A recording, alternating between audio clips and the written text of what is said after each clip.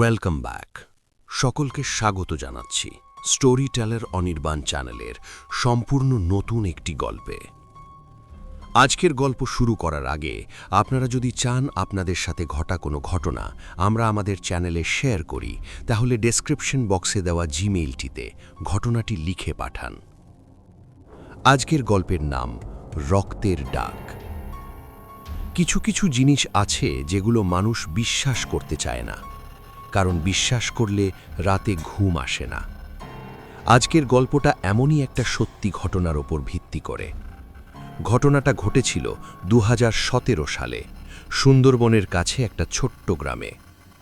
সুজয় চক্রবর্তী পেশায় ডাক্তার, বয়স 35, শহরে থাকে, কিন্তু প্রতি বছর একবার গ্রামের বাড়িতে আসে পুজোর সময়।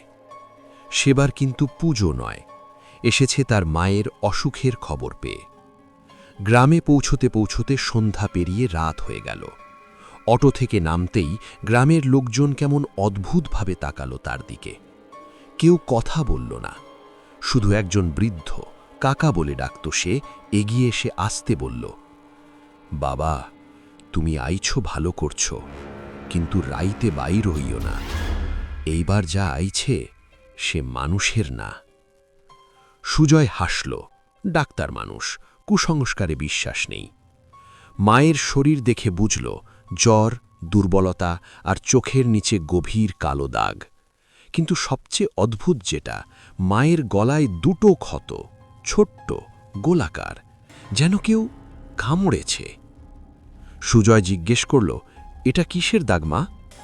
মা চোখ বন্ধ করে রইলেন, শুধু বললেন, রাতে আসে, প্রতি রাতে।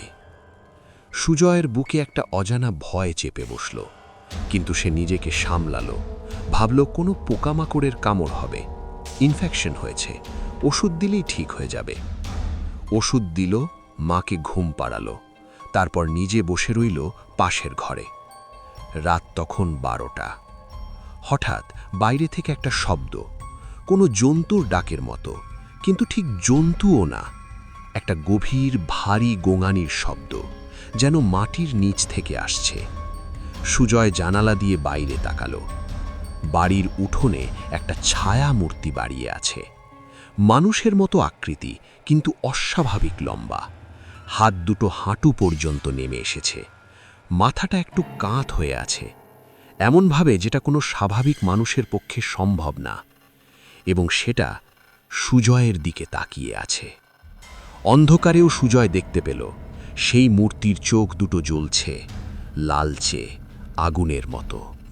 সুজয় জানালা থেকে সরে এলো, হাত কাঁপছে, বুক থরফর করছে।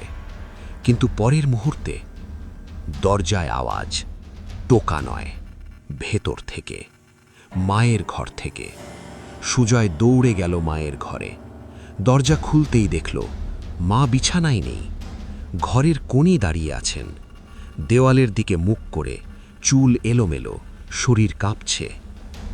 মা? মা ধীরে ঘুরলেন। সুজয় এক ধাপ পিছিয়ে গেল। মায়ের চোখ দুটো সাদা, পুরো সাদা, কোনো মুনি নেই, আর ঠোঁটের কোণ দিয়ে একটা অদ্ভুত হাসি। সেই হাসি মায়ের না। মায়ের গলা দিয়ে কথা বেরোলো, কিন্তু কণ্ঠস্বরটা মায়ের না, ভারী, ভাঙা, যেন একসাথে অনেকগুলো গলা মিশে গেছে। তুই কেন আইলি? এখন তোকেও যাইতে হবে। সুজয় পরে বলেছিল সেই মুহূর্তে তার পা দুটো মাটিতে গেঁথে গিয়েছিল, নড়তে পারছিল না, শুধু দেখছিল। মায়ের শরীরটা ধীরে ধীরে বদলাতে লাগল, পিঠ বেঁকে গেল, হাতের আঙুলগুলো লম্বা হতে লাগল, গলার শিরাগুলো ফুলে উঠল। এবং সেই লাল চোখ যেটা সে উঠোনে দেখেছিল, এখন মায়ের মুখে। পিশাচ এসেছিল রাতে, প্রতি রাতে, ধীরে ধীরে মাকে গ্রাস করেছিল। আর এখন সে সুজয়কে চাইছে। সুজয় কিভাবে বেঁচে ফিরেছিল? সে বলে ঘরের দেওয়ালে একটা পুরনো তামার কলস ছিল, দাদুর আমলের, তাতে কি সব মন্ত্র লেখা। সুজয় ধরতেও জানত না কেন সেটা তুলে মায়ের দিকে ধরেছিল। এবং সেই মূর্তি, সেই পিশাচ মায়ের শরীর ছেড়ে চিৎকার করে পালিয়েছিল।